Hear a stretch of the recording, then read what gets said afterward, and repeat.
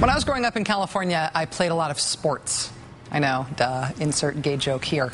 But there's a political point, so hold on. I started off as a very young kid playing lots of sports, including basketball and soccer, and I'm not proud of this, but I was sort of a rough player. I think I compensated for not being a great player by having greatly sharp elbows. I probably fouled out of more high school basketball games than I managed to stay in.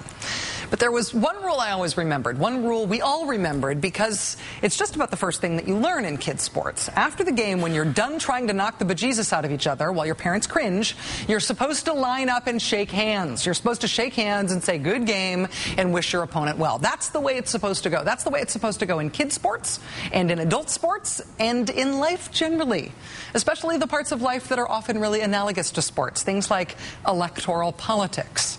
But apparently this year, a lot of candidates on one side of the aisle were hiding out in the minivan when their coaches were trying to teach them the whole shake hands sportsmanship lesson. A surprising number of Republicans who have lost in primary elections this year are refusing to go along with the campaign version of shaking hands, the dreaded unity rally, where all the candidates from the same party endorse whoever won the primary so the whole party will be unified for the general election.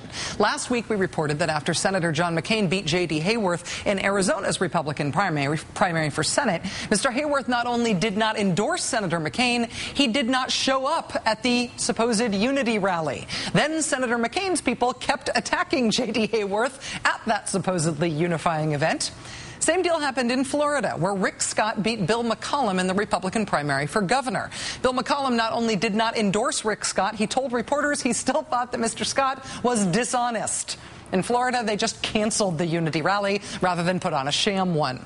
In Nevada, after Sue Loudon, the Chickens for Checkups lady, lost the Republican primary for Senate there to Sharon Engel, Ms. Loudon refused to endorse Ms. Engel, and she skipped the unity event there as well. After we reported those stories last week, the website Think Progress found a bunch of other examples of the same phenomenon. In Washington's Senate primary, the defeated Tea Party Republican refusing to endorse the Republican nominee. In Missouri, the Tea Party candidate refusing to endorse the Republican who won the Senate primary. It was either no endorsement or skipping the unity rally for losing Republican candidates for Congress in South Carolina, Washington, Pennsylvania, Indiana, and Kansas. Also in the governor's races in Iowa and in South Carolina. It turns out that what we have spotted is not just a trend, it is almost the new normal. Tea Party favorite Clint Didier lost the Republican Senate primary in Washington to Dino Rossi. Didier is still withholding his endorsement. Now he tells the Snohomish County Herald, quote, "I want Dino to win in the worst way. It's not that I wouldn't endorse him. I will endorse him, but he has to try and reach out to my voters." Didier also insists that Mr. Rossi adopt Mr. Didier's positions.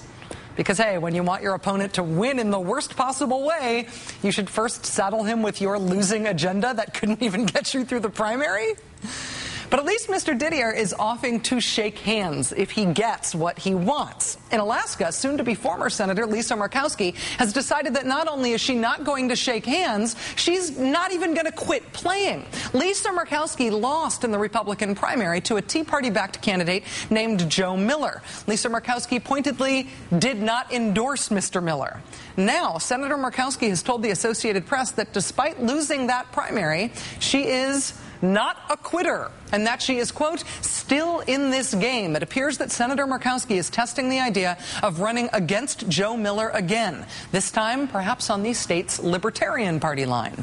Supporters of Senator Murkowski reportedly met with officials from Alaska's Libertarian Party over the weekend to ask about the possibility of her becoming the Libertarian candidate.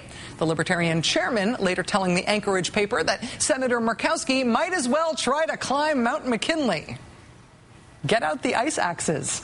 The AP now reporting that Alaska's current Libertarian candidate, David Haase, sat down today with Senator Murkowski to talk things over. Mr. Haase sounds like he may be open to giving up his spot on the ballot.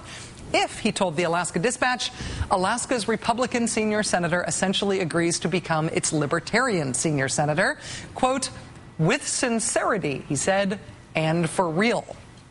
Trying to understand what that might mean to Mr. Haase, I spent some quality time today with his campaign website, which is davidforalaska.com. Honestly, I'm still not sure exactly what a Lisa Murkowski conversion to for real libertarianism might mean for David Haase. I can tell you that Mr. Haase says on his website that he has, quote, hunted caribou and observed their determination. We will all be observing David for Alaska's determination to stay in this race in the days ahead, as well as the Beltway media's determination to not report on all these major Republican candidates openly hating on each other 8 weeks before the election, despite all the evidence that they are, since that sort of story spoils the fact-free election year narrative about how great things are going this year for the unified On the March GOP.